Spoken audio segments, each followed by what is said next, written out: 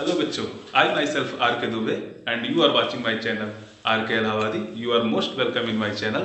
तो पिछले लेक्चर में हम लोगों ने देखा था कि what is time and what is tense, कि टाइम क्या होता है और टेंस क्या होता है, और इसके डीप रिलेशन को हमने खूब बढ़िया से आपको बताया था।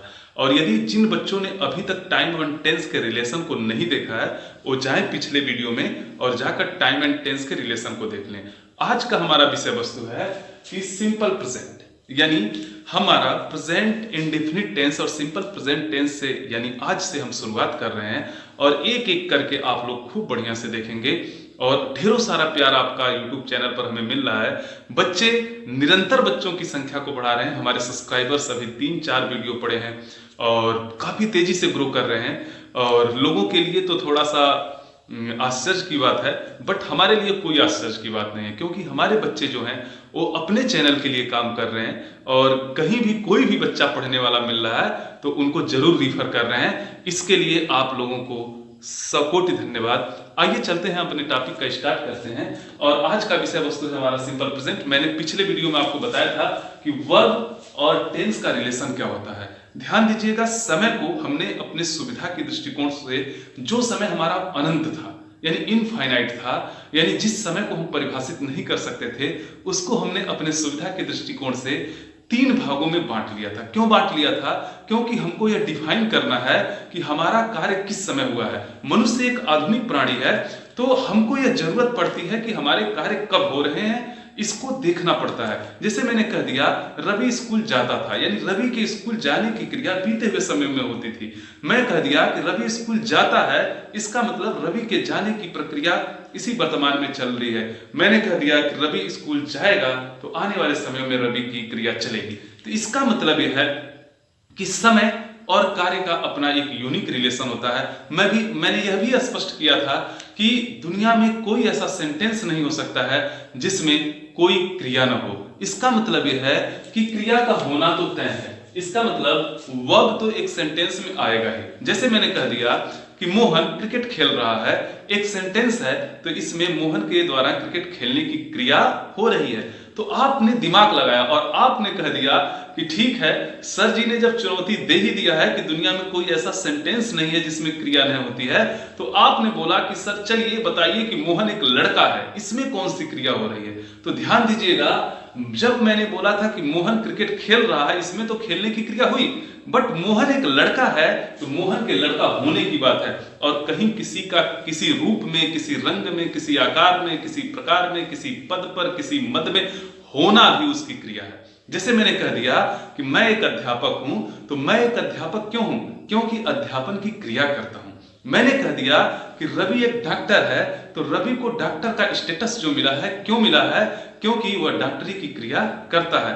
तो दुनिया में जो भी आपको पद यानी स्टेटस या एग्जिस्टेंस होता है, वो वैसा आप काम करते हैं इसलिए वो मिलता है। इसलिए आपका किसी पद पर होना भी क्या है? क्रिया। जैसे मैंने कह दिया योगी आदित्यनाथ उत्तर प्रदेश के चीफ मिनिस्टर यानी मुख्यमंत्री हैं, तो यूपी के चीफ मिनिस्टर का दर्जा मिला है योगी आदित्यनाथ को। इसका मतलब यह है कि यह उनका स्टेटस है।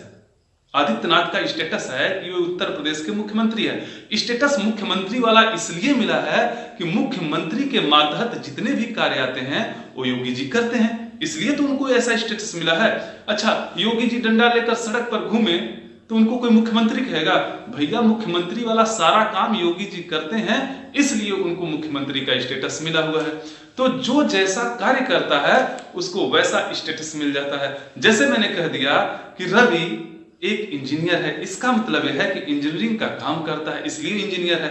तो स्टेटस एग्जिस्टेंस भी क्या होती हैं? क्रियाएं होती हैं। तो मैंने वर्ब की परिभाषा जब आपको बताया था तो मैंने कहा था कि verb is a word which denotes an action, not only an action but also what verb denotes status and existence। यानी वर्ब एक ऐसा शब्द है which denotes an action, जो किसी एक्शन के बारे में बताता है। एक्शन का मतलब क्रिया। जैसे मैंने कह दिया कि मैं दौड़ रहा हूं, तो दौड़ने की क्रिया ऐसे ऐसे होती है ना, तो ये एक्शन है। मैंने कह दिया कि मोहन पानी पी रहा, तो पीने का एक्शन ऐसे है। मैंने कह दिया कि मोहन सुरेश को मार रहा है तो मारने का एक्शन ऐसे होगा। तो जो भी एक्शन है वो क्या होता है, हमारी क्रिया में डिनोट हो जाता है। तो एक्शन क्या है, वर्ब है। स्टेटस, आप जिस पद पर है वो भी क्या है, आपका वर्ब है। एग्जिस्टेंस, आपका अस्तित्व यदि कहीं पर है तो भी वो क्रिया है। जैसे मैंने आपको उस पिछले वीडियो में बताया था कि इस कमरे में 21% ऑक्सीजन है, इसका मतलब 21% ऑक्सीजन के होने की क्रिया हो रही है। मैंने ये भी बताया था कि मेरे ब्लड में, मेरे शरीर में 5 लीटर ब्लड है, तो 5 लीटर ब्लड के अस्तित्व की बोध करा रहा हूं। तो कहीं किसी का होना भी क्या होती है, क्रिया होती है। तो ये केवल ध्यान दीजिएगा, एक्शन ही क्रिया नहीं होती है, बल्कि स्टेटस और एग्जिस्टेंस भी क्रियाएं होती हैं। इसके आगे मैंने बताया था कि जो समय है उसको हमने 3 भागों में तोड़ दिया था और समय के हर एक भाग को टेंस का रूप दिया था। और कैसे बताया था कि टेम्पस शब्द से टेंस आया है, जाएंगे आगे वीडियो में देखेंगे। तो इस तरह से हमें 3 टेंस मिल गया था, प्रेजेंट टेंस, पास्ट टेंस और फ्यूचर टेंस। और हमने ये भी बताया था कि हर एक टेंस में हमारे एक्शन जो होते हैं, वो क्रियाएं होती हैं, उनके भिन्न भिन्न नेचर होते हैं। यानी हमारा एक्शन जो क्रिया होगा, क्रिया जैसे मनुष्य के अलग अलग नेचर होते हैं, कोई गुस्सैल होता है, कोई बड़ा ही प्रेमी किस्म का होता है, कोई बहुत ही स्ट्रेट फॉरवर्ड होता है, कोई चुप्पा किस्म का होता है। उसी प्रकार से क्रियाओं के भी अपने नेचर होते हैं। कोई क्रिया ऐसी होती है जो इंडिफिनिट प्रकार की होती है, यानी कब, कहां, कैसे। यानी एक्शन के कितने नेचर होते हैं, 4 नेचर होते हैं। कौन कौन, इंडिफिनिट, कॉन्टिन्यूअस,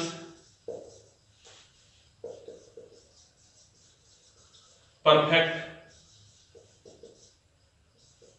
और परफेक्ट कॉन्टिन्यूअस। ये सारी चीजों को मैंने आपको बता दिया था। यानी एक्शन के कितने नेचर होते हैं, इंडिफिनिट नेचर, कॉन्टिन्यूअस और परफेक्ट कॉन्टिन्यूअस। यानी क्रिया कब, कहां, कैसे हो रही है, यदि पता ना हो तो इंडिफिनिट है।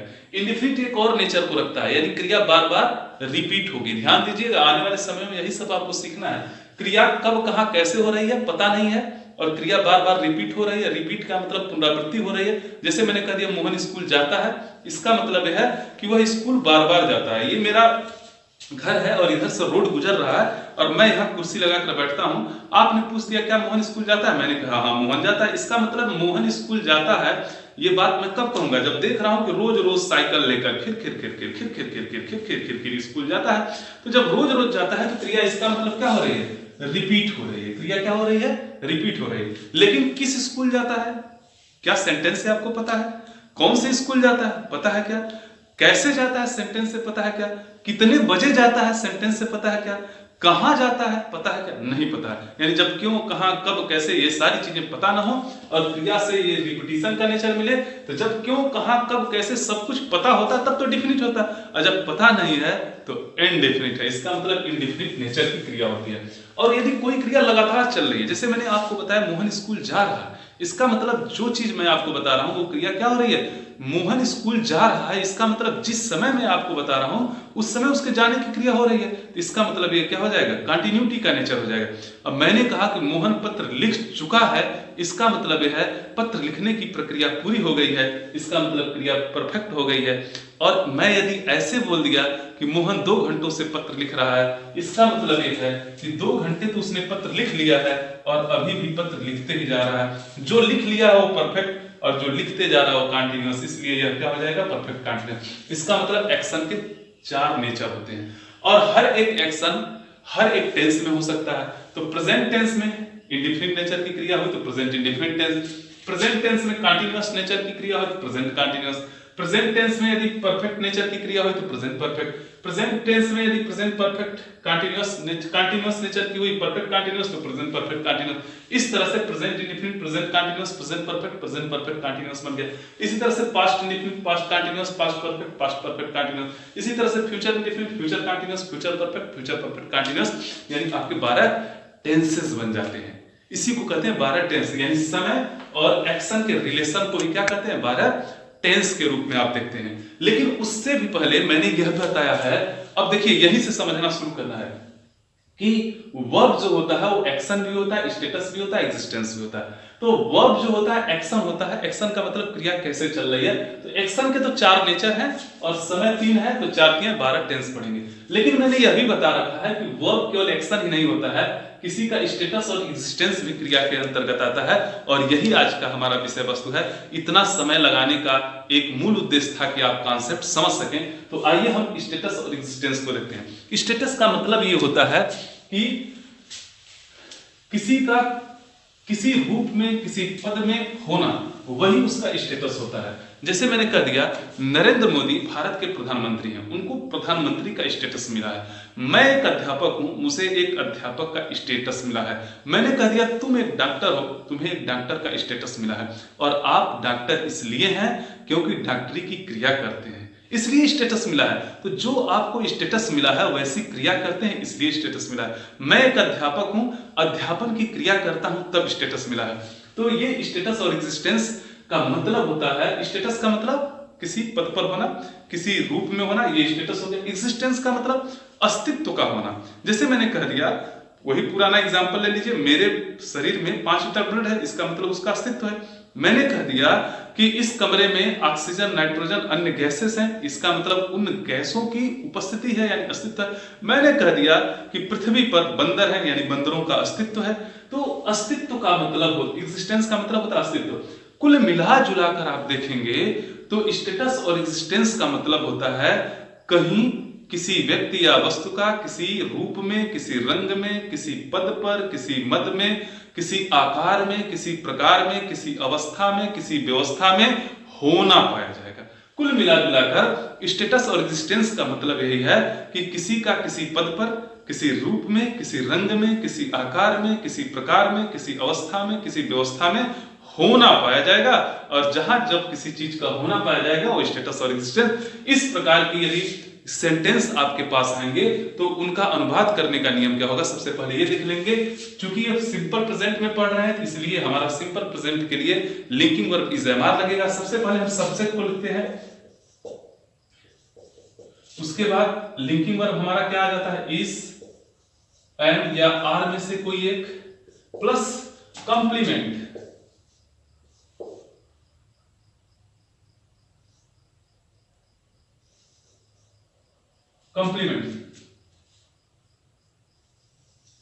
प्लस कंप्लीमेंट, ये होता है हमारा अनुवाद करने का नियम। यानी सबसे पहले हम सब्जेक्ट लिखते हैं, फिर लिंकिंग वर्ब है, ये ध्यान दीजिए, ये हेल्पिंग वर्ब नहीं है, लिंक करने का काम करेगा सब्जेक्ट से कंप्लीमेंट को। कंप्लीमेंट का मतलब पूरक होता है, तो सब्जेक्ट से कंप्लीमेंट को लिंक करने का काम करेगा, इसलिए इसका नाम लिंकिंग वर्ब है। इसको हेल्पिंग वर्ब मत कहिएगा, क्योंकि प्रेजेंट कंटीन्यूअस टेंस में यही is am are helping verb के रूप में काम करता है, लेकिन यहाँ सब्जेक्ट और इसको लिंक करने का काम करेगा, इसलिए लिंकिंग वर्ब कहलाया जाएगा। इसी पर यदि हम अपनी बात को रख देंगे तो स्टेटस और एग्जिस्टेंस का अनुवाद हो जाएगा। ध्यान दीजिएगा, सब्जेक्ट किसे कहते हैं, जिसके बारे में हम बात करते हैं वो सब्जेक्ट होता है, और कंप्लीमेंट का मतलब जो पूरक होता है, यानी सब्जेक्ट के बारे में आगे जो कुछ भी कहा गया है वो पूरक हो जाएगा। इज एम आर का प्रयोग आप जानते ही हैं, यदि इस सब्जेक्ट की जगह पर हमारा ही है, सी है, इट है, या कोई सिमिलर नंबर है, सिमिलर नंबर है तो उसके साथ इज। यदि सब्जेक्ट की जगह पर आई है तो एम, और सब्जेक्ट की जगह पर वी है, यू है, दे है, या कोई प्लर नंबर है तो क्या लगा देंगे, आर लगा देंगे। क्लियर है? जैसे मैंने अब एग्जांपल से समझाने की कोशिश किया कि मोहन एक डॉक्टर है, तो सिंपल सी बात है, सब्जेक्ट क्या है, मोहन। मोहन, अब जाहिर सी बात है, he, she, it plus similar number, किसी एक व्यक्ति का नाम है तो क्या हो जाएगा, इज, और क्या हो जाएगा, कंप्लीमेंट। कंप्लीमेंट का मतलब पूरक, क्या है, a doctor. Mohan is a doctor. Clear? Mohan is a doctor. अब जब मैंने कहा मोहन इज अ डॉक्टर, तो देखिए मोहन सब्जेक्ट हो गया, इज हमारा लिंकिंग वर्ब हो गया, और डॉक्टर क्या हो गया, कंप्लीमेंट हो गया। मैंने कह दिया भारत एक महान देश है, तो मोहन का एक डॉक्टर के रूप में होना पाया जा रहा है और भारत का एक महान देश के रूप में होना पाया जा रहा है, तो आप कहेंगे India.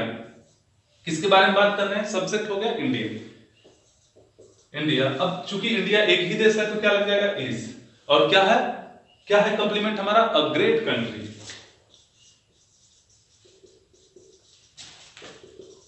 India is a great country. मैंने कह दिया, मान लीजिए कि किसी ने नेगेटिव में बोल दिया कि मोहन एक डॉक्टर नहीं है, तो Mohan is not a doctor. Bharat एक महान देश नहीं है, लेकिन भाई महान तो है, लेकिन मान लीजिए तो हो जाएगा India is not a great country. मैंने कह दिया क्या मोहन एक डॉक्टर है, तो इज को पहले लेते आइए, linking verb, is Mohan a doctor. क्या भारत एक महान देश है, तो इज इंडिया, यानी इसी इज को पहले ला दीजिए, बाकी सबको क्रम से पीछे कर दीजिए, लास्ट में क्वेश्चन मार्क लगा दीजिए। Is India a great country, last में क्वेश्चन मार्क लगा दीजिए। तो ये है हमारा क्या सिंपल प्रेजेंट टेंस। और इसमें भी हम और भी अंदर तक यदि जाएं तो बहुत सारी चीजों को देखते हैं। मान लीजिए कि थोड़ा बड़े बड़े एग्जांपल्स ले लीजिए। मैंने कह दिया कि भ्रष्टाचार भारत की एक गंभीर समस्या है, तो भ्रष्टाचार का भारत में एक गंभीर समस्या के रूप में होना ही पाया जा रहा है। तो जाहिर सी बात है आप कहेंगे, इसी पर रखिए, corruption is a serious problem of India, या आप कह दीजिए corruption is a grave problem of India. Clear है? मैंने कह दिया मैं एक अध्यापक हूं, आई एम अ टीचर। मैंने कह दिया तुम एक सिंगर हो, तो यू आर अ सिंगर। इस तरह से हम कहीं भी किसी चीज का होने की जब बात होगी तो इसी पर रख देंगे और खट से वर्तमान काल में किसी चीज के होने की बात, यानी स्टेटस और एग्जिस्टेंस की बात हो जाएगी। जैसे मैंने कह दिया इस कमरे में 21% ऑक्सीजन है, तो there is 21% oxygen in this room. मैंने कह दिया मेरे शरीर में 5 लीटर ब्लड है, तो क्या होगा, there is 5 litres blood in my body. तो इस तरह से आप देख रहे हैं कि हम स्टेटस और एग्जिस्टेंस का अनुवाद कर ले रहे हैं। कोई दिक्कत तो होनी नहीं चाहिए, बहुत ही सिंपल है, ठीक है ना। अब मैंने कह दिया कि मैथ यानी गणित एक कठिन विषय है, math is a hard subject. मैंने कह दिया गणित एक कठिन सब्जेक्ट नहीं है, तो math is not a hard subject. मैंने कह दिया क्या मैथमेटिक्स एक कठिन सब्जेक्ट है, इस को पहले ला दीजिए, यानी लिंकिंग वर्ब को पहले आ जाएगा। Is mathematics a good is mathematics a hard subject, last में क्वेश्चन मार्क लगा दिए। इस तरह से हमने ये देखा कि सिंपल प्रेजेंट को किस तरह से हम डिफाइन करते हैं, स्टेटस और एग्जिस्टेंस को। लेकिन केवल इतना ही तो आता नहीं है, मैंने कहा कि होने की प्रक्रिया पाई जाएगी। तो आइए देखते हैं, सबसे पहले देयर का प्रयोग देखेंगे, उसके बाद हैव हैज देखेंगे, हैव टू हैज टू देखेंगे, is to am to are to देखेंगे। इसमें बड़ी एक लंबी श्रृंखला है, सबको धीरे धीरे करते जाएंगे और तेजी से करेंगे। तो आइए देखते हैं हैव और हैज का प्रयोग। यहां हैव और हैज का प्रयोग पास रखने के लिए होता है, यानी कोई चीज यदि वर्तमान में आपके पास है तो आप कहेंगे उसके लिए हैव या हैज का प्रयोग करेंगे। तो देखिए मैंने कह दिया मेरे पास एक किताब है, तो हैव और हैज का प्रयोग पास रखने के लिए होता है। किसके लिए? पास रखने के लिए। कोई चीज आपके पास है यानी पसेस यानी अधिकार को बताता है। जैसे मैंने कह दिया मेरे पास एक किताब है, तो सिंपल सी बात है, I have a book, I have a book, मेरे पास एक किताब है। तो इसका मतलब सबसे पहले सब्जेक्ट लिखते हैं, फिर हैव या हैज में से एक लगा देते हैं, हैव या हैज में से एक लगा देते हैं, फिर हम अपने ऑब्जेक्ट को लिख देते हैं और कंप्लीमेंट को लिख देते हैं। तो ध्यान दीजिएगा आई क्या है, हमारा सब्जेक्ट है। तो यदि सब्जेक्ट हमारा आई है, सब्जेक्ट हमारा क्या है, आई है, वी है, यू है, दे है, तथा बहुवचन है यानी तथा प्लर नंबर है, तो हमको क्या लगाना है, हैव लगाना है, ठीक है। और यदि हमारा सब्जेक्ट ही सी इट तथा सिंगुलर नंबर है, ही सी इट या सिंगुलर नंबर है, तो हमको क्या लगाना है, हैज लगाना है, यानी ही सी इट तथा सिंगुलर नंबर के लिए हैज और आई विविध तथा बहुवचनकर्ता के लिए हैव लगाना। तो आई के साथ क्या लग जाएगा, हैव लग जाएगा। आई हैव अ बुक, मैंने कह दिया कि मेरे पास एक किताब नहीं है, तो I have not a book. क्या मेरे पास एक किताब है, have I a book, clear है। तो कहीं पास रखने के लिए हैव या हैज का प्रयोग करते हैं, ठीक है ना।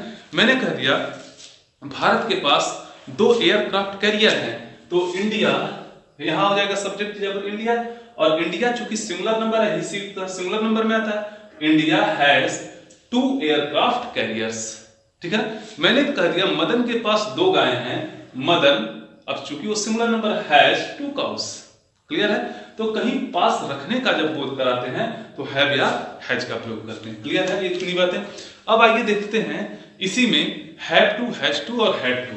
अभी तो हैव और हैज देखा था आपने, अब इसी हैव और हैज के साथ टू लग जाएगा। तो हैव टू और हैज टू का प्रयोग कहां होता है, वर्तमान काल में यदि कोई कार्य आप विवशतावश या बेमन से करते हैं, कोई काम वर्तमान काल में आप विवशतावश या बेमन से कर रहे होते हैं, तो वहां हैव टू या हैज टू का प्रयोग करते हैं। किसका प्रयोग करते हैं, हैव, अभी हैव हैज देखा था, अब हैव टू या हैज टू, हैज टू का प्रयोग आप देखने जा रहे हैं, यानी हैव टू या हैज टू का प्रयोग देखने जा रहे हैं। यानी हैव टू और हैज टू क्या बताता है, वर्तमान काल में जब किसी कार्य को आप विवस्तावश या बेमन से करते हैं, यानी जिन हिंदी वाक्यों के अंत में पढ़ता है, पढ़ती है, पढ़ते हैं आदि शब्द आते हैं, वहां हैव टू या हैज टू का प्रयोग करते हैं। सुनिएगा बढ़िया से। जैसे मैंने कह दिया मुझे स्कूल जाना पड़ता है, इसका मतलब यह है मैं स्कूल तो जाना चाहता नहीं हूं, ये पापा के डंडे का डर है कि मुझे स्कूल जाना पड़ता है, यानी विवस्तावश या बेमन से जा रहा हूं। और जब काम विवस्तावश या बेमन से हो तो वहां हैव टू या हैज टू वर्तमान में, और पास्ट में चला जाएगा तो हैड टू लग जाएगा। लेकिन हम यहाँ सीख रहे हैं हैव टू और हैज टू। तो मुझे स्कूल जाना पड़ता है तो क्या हो जाएगा आई। अब देखिए वही नियम है पिछले जो मैंने बताया, आई वी यू दे तथा बहुवचनकर्ता के साथ हैव टू और ही सी इट तथा सिंगुलर नंबर के साथ has to. I have to, फिर मेन वर्ब का देखिए हैव टू हैज टू में से एक लग जाएगा, पहले तो सब्जेक्ट लग जाएगा, फिर हैव टू हैज टू, और फिर मेन वर्ब का फर्स्ट फॉर्म लगाते हैं I have to go to school. Clear? I have to go to school. अब मैंने कह दिया कि उसे स्कूल जाना पड़ता है तो बस कुछ नहीं करना है, ही सी इट तथा सिंगुलर नंबर के साथ हैज टू लग जाएगा, यानी he has to go to school. Tense को पढ़कर ऐसा लग जाए कि काम विवस्तावश या बेमन से हो रहा है तो वहां हैव टू और हैज टू का प्रयोग कर देते हैं। एक सिंपल सी बात है। जैसे अन्य एग्जांपल लेते हैं, मैंने कह दिया कि मुझे पत्र लिखना पड़ता है, मुझे पत्र लिखना पड़ता है, इसका मतलब मेरा मन नहीं है, मुझे जबरदस्ती पत्र लिखवाया जाता है, यानी विवस्तावश या बेमन से काम हो रहा है तो आई के साथ हैव टू लग जाएगा, क्योंकि आई वी यू था बहुवचनकर्ता के साथ हैव टू, ही सी था एक वचनकर्ता के साथ has to. I have to write a letter, उसे एक पत्र लिखना पड़ता है, he has to write a letter, यानी पढ़ता है पढ़ती आ गया। और सेंटेंस जब पढ़ेंगे ना तो ऐसा लगेगा कि वह काम अपने मन से नहीं कर रहा है, किसी के विवस्तावश कर रहा है। उसे पत्र लिखना पड़ता है इसका मतलब वह नहीं चाहता है, ठीक है ना। उसे गाना गाना पड़ता है इसका मतलब वह गाना नहीं गाना चाहता है, ठीक है ना। रवि को क्रिकेट खेलना पड़ता है इसका मतलब वह क्रिकेट नहीं खेलना चाहता है। और जब काम विवस्तावश या बेमन से किया जाता है तो वहां हैव टू हैज टू का प्रयोग करते हैं। क्लियर है? और उसके साथ मेन वर्ब की फर्स्ट फॉर्म का प्रयोग कर देते हैं। तो क्लियर है? आगे देखिए हैव टू हैज टू के बाद आगे हम देखेंगे is to am to are to का प्रयोग। अभी तो आपने देखा था हैव टू हैज टू, अब देखने जा रहे हैं is to am to are to का प्रयोग। ये कहां होता है is to am to are to का प्रयोग? देखिए जब कोई काम हम विवस्तावश या बेमन से करते हैं तो वहां हैव टू या हैज टू, यानी जब कोई काम हम विवस्तावश से बेमन से करते हैं, अरे अभी तो आपने पहले पढ़ा ना हैव टू हैज टू, वही मैं कह रहा हूं। जब हम कोई काम विवस्तावश या बेमन से करते हैं यानी किसी के दबाववश करते हैं तो हैव टू या हैज टू का प्रयोग करते हैं। लेकिन जब कार्य को हम अपने मन से करते हैं, वहां हमारे ऊपर किसी का दबाव नहीं होता है, तो वहां इज टू एम टू और आर टू का प्रयोग करते हैं। जैसे मुझे स्कूल जाना है, देखिए पहले वाले में मैंने पढ़ा था मुझे स्कूल जाना पड़ता है, अब मैं पढ़ा रहा हूं कि मुझे स्कूल जाना है, ये मेरा मन है। और जब मैंने कहा था मुझे स्कूल जाना पड़ता है तो पापा का मन था, डंडे का मन था। जब मैं कह रहा हूं मुझे स्कूल जाना है, ये मेरा मन है, तो क्या हो जाएगा आई। अब आई के साथ जाहिर सी बात है यहाँ ही सी इट तथा सिंगुलर नंबर के साथ इज टू, आई के साथ एम टू, और बी यू दे तथा प्लस नंबर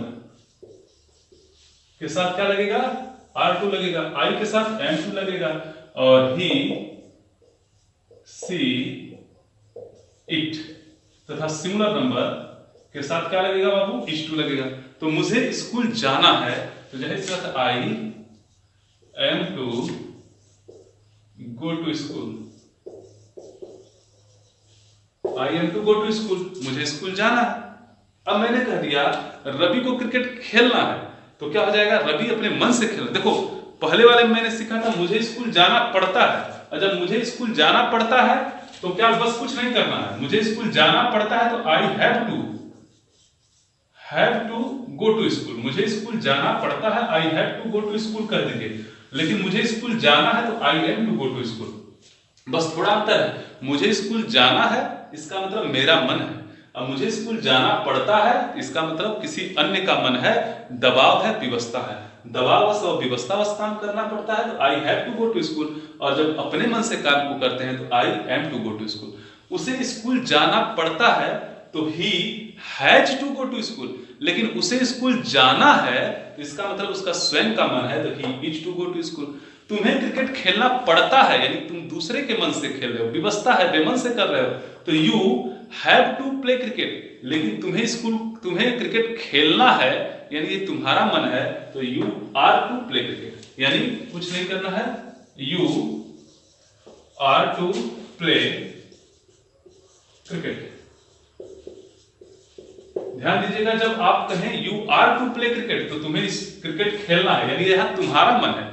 लेकिन यही आप कह दिए कि you have to play cricket, ऐसे कह दिए you have to play cricket, इसका मतलब यह है कि तुम्हें क्रिकेट खेलना पड़ता है, इसका मतलब तुम्हारे ऊपर दबाव है, विवशता है, बेमन से काम होता है। तो ये रहा आपका H2 M2 R2 का प्रयोग। कुछ नहीं करना है, बड़ा ही आसान है। सबसे पहले सब्जेक्ट लिखना है, फिर H2 M2 R2 में से एक कोई लगाना है, फिर मेन वर्ब की फर्स्ट फॉर्म लगाना है, और फिर क्या लगाना है, ऑब्जेक्ट लगाना है। क्लियर है? तो एक बार हम लिख भी दे रहे हैं, सूत्र लिख दे रहे हैं। कभी कभी लड़के सूत्र ही भूल जाते हैं, क्योंकि अभी कमेंट आने लगेगा बच्चों का कि सर थोड़ा लिख दिया करिए, तो लिख दे रहे हैं। देखिए, सब्जेक्ट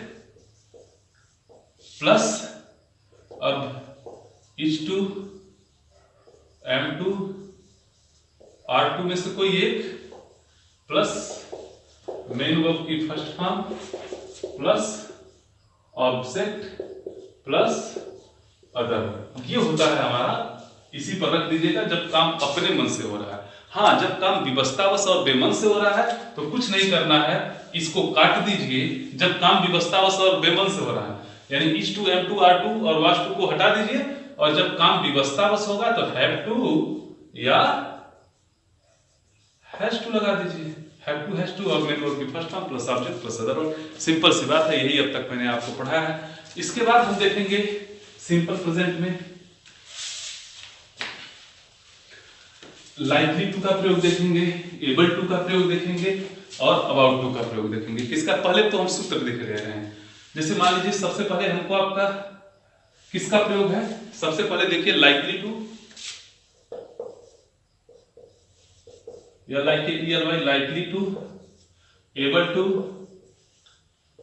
और अबाउट टू का प्रयोग हम पढ़ने जा रहे हैं। तो सबसे पहले क्या करेंगे कि ये तीनों का मतलब समझ लेंगे। लाइकली टू का प्रयोग संभावना है के अर्थ में होता है। किसके अर्थ में होता है? संभावना, संभावना के अर्थ में आता है। जैसे मैंने कह दिया आज वर्षा होने की संभावना है, आज मीरा के घर आने की संभावना है, तो संभावना है के सेंस में किसका प्रयोग होता है? लाइकली टू का प्रयोग होता है। एबल टू सामर्थ्यता और योग्यता को बताता है।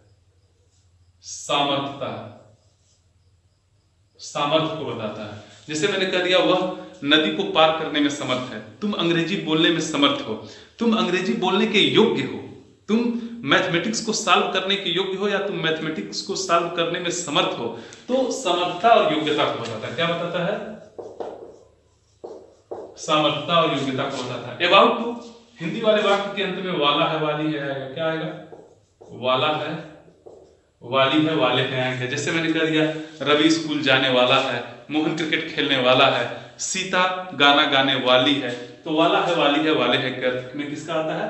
अबाउट टू का प्रयोग आता है। तो ये लिख लिए हैं। तो सबसे पहले देखिए, अनुवाद करने का नियम सबका एक है, देख लीजिए और खटाखट एक एक एग्जाम्पल कर लेते हैं, ये चीज भी समाप्त हो जाएगा। सबसे पहले सब्जेक्ट को लिखते हैं। तीनों का अनुवाद करने का नियम एक ही है, बस थोड़ा सा लाइकली टू, एबल टू और अबाउट टू में अंतर पैदा कर देते हैं। उसके बाद इज, एम या आर, जैसा हमारा सब्जेक्ट रहेगा। यदि सब्जेक्ट हमारा किसी तथा सिंगुलर नंबर है तो इज लगा देंगे, आई है तो एम लगा देंगे, और सब्जेक्ट की जगह पर वी, यू, दे तथा बहुवचन करता है तो आर लगा देंगे। उसके बाद लाइकली टू, यदि सेंटेंस में संभावना है का अर्थ है तो लाइकली टू लगा देंगे। यदि सेंटेंस में सामर्थ्यता और योग्यता है तो एबल टू लगा देंगे। यदि सेंटेंस में वाला है, वाली है तो अबाउट टू। अच्छा, तीनों में से कोई एक लगेगा, ऐसा नहीं कि तीनों मार देना, इसमें तीनों में से एक लगेगा, जैसा सब्जेक्ट हमारा रहेगा और जैसा अर्थ रहेगा। फिर मेन वर्ब की फर्स्ट फॉर्म, फिर ऑब्जेक्ट, फिर अदर वर्ड। लगा देंगे और इसी पर आप रख दीजिए, आपका अनुवाद हो जाएगा। जैसे मैंने कह दिया आज वर्षा होने की संभावना है, तो दिन मौसम महीनों के नाम के लिए इट का प्रयोग करते हैं। इट के साथ क्या लगेगा बाबू, इज लगेगा। इट इज संभावना के अर्थ में क्या लग जाएगा, likely to. It is likely to rain, clear है, it is likely to rain. अब मैंने कह दिया कि वह अंग्रेजी बोलने में समर्थ है या अंग्रेजी बोलने में योग्य है, तो सामर्थ्यता और योग्यता को कौन बताता है, एबल टू बताता है। तो लिखिए he is able to speak English, he is able to speak English, यानी वह इंग्लिश बोलने में समर्थ है। अब मैंने कह दिया कि राम क्रिकेट खेलने वाला है, तो जाहिर सी बात है सब्जेक्ट हमारा क्या हो जाएगा, राम, और राम के साथ क्या लगेगा, इज। उसके बाद वाला है, वाली है के सेंस में अबाउट टू लग जाएगा, अबाउट टू, और मेन वर्ब का फर्स्ट फॉर्म यानी प्ले हो जाएगा, Ram is about to play cricket. तो इस तरह से आपने देखा likely to, able to, about to. मैंने एक दो तीन एग्जांपल और दे रखे हैं। जैसे मैंने कह दिया भाई चुनाव का मौका है, आप गुस्सा मत होइएगा, किसी भी पार्टी से आप संपर्क रख सकते हैं। मैंने कह दिया योगी जी सरकार बनाने में समर्थ हैं, तो योगी जी इज बनाने में समर्थ हैं, तो समर्थता और योग्यता को कौन बताता है, able to. Yogi ji is able to form the government, Yogi ji is able to form the government. मैंने कह दिया कि नरेंद्र मोदी, ठीक है ना, नरेंद्र मोदी गोरखपुर में आने वाले हैं, तो Narendra Modi is about to come in Gorakhpur. मैंने कह दिया अखिलेश यादव के सरकार बनाने की संभावना है, तो Akhilesh Yadav ji is likely to form the government. संभावना है के अर्थ में लाइकली टू, सामर्थ्यता और योग्यता के अर्थ में एबल टू, और वाला है वाली के अर्थ में अबाउट टू, ठीक है ना। तो इस तरह से आपने एक और एग्जांपल लेकर देख लेते हैं। मैंने कह दिया कि मोहन स्कूल जाने वाला है, बहुत सिंपल सी बात है, Mohan is about to go to school, वाला है वाली के अर्थ में। मोहन नदी को पार करने में समर्थ है, तो Mohan is able to cross the river. मैंने कह दिया कि मोहन के आज घर आने की संभावना है, तो Mohan is likely to come कहां पर, टू हाउस टुडे, यानी यहां पर कह देंगे Mohan is likely to come. और ध्यान दीजिएगा हाउस और होम के लिए थोड़ा सा असमंजस में विद्यार्थी पड़ जाते हैं। होम के लिए जैसे मैंने कह दिया he is going to home होगा, या he is going to house, house के लिए टू लगता है, होम के लिए टू नहीं लगता है, तो ये हमेशा याद रखिएगा। तो मैंने टू हाउस ही बोला था, यानी Mohan is likely to come to house today, ठीक है ना। तो इस तरह से आप लाइकली टू, एबल टू और अबाउट टू का प्रयोग आप देख चुके हैं, शायद मुझे आशा है समझ में भी आ गया होगा। और आगे चलते हैं, देखते हैं। अब बचा है कीप का प्रयोग। क्या बचा है, कीप का प्रयोग। और कीप का प्रयोग सबसे अच्छा रहेगा प्रेजेंट इंडेफिनिट टेंस, जो कल का वीडियो आएगा उसमें देखा जाए। क्योंकि आज का जो टॉपिक हमारा था ये समाप्त हो चुका है, इसमें और कुछ नहीं बचा है, और जो भी कुछ था वो बता दिया हूं मैं। तो इस तरह से आपने स्टेटस और एग्जिस्टेंस के बारे में आज अध्ययन किया। स्टेटस और एग्जिस्टेंस के बारे में आपने सबसे पहले ये देखा, हैव हैज का प्रयोग देखा, फिर हैव टू हैज टू का प्रयोग आपने देखा, फिर is to, am to, are to का प्रयोग देखा, फिर आपने इसका देखा इज टू, एम टू, उसके बाद आपने लाइकली टू देखा, एबल टू देखा और अबाउट टू देखा। इस तरह से हमारा ये सिंपल प्रेजेंट टेंस समाप्त हुआ। इसमें भी बहुत सारी चीजें और भी हैं, लेकिन ये है कि ये जो हमारा बेस है तैयार हो गया, और जो बहुत सारी चीजें अभी बाकी हैं सिंपल प्रेजेंट में, प्रेजेंट इंडेफिनिट टेंस पढ़ाना बाकी है, इसको हम कल देखेंगे, ठीक है ना। तो आज के लिए बहुत बहुत धन्यवाद। और रात में वीडियो शूट कर रहा हूँ और सुबह तक ये आपको मिल जाएगा, और खूब बढ़िया से पढ़ते रहिए। और यूं ही एक काम तो थोड़ा मेरा लेते जाइए, बच्चों की संख्या तेजी से बढ़ाइए, क्योंकि जितने भी पढ़ने वाले लड़के हैं यदि अब एक और भी जोड़ देंगे तो हमारा एक छोटा सा मिशन जो 1000 पार वाला है वो पूरा हो जाएगा। मुझे आशा है जल्द ही जल्द ये भी पूरा हो जाएगा। गुड नाइट, शुभ रात्रि।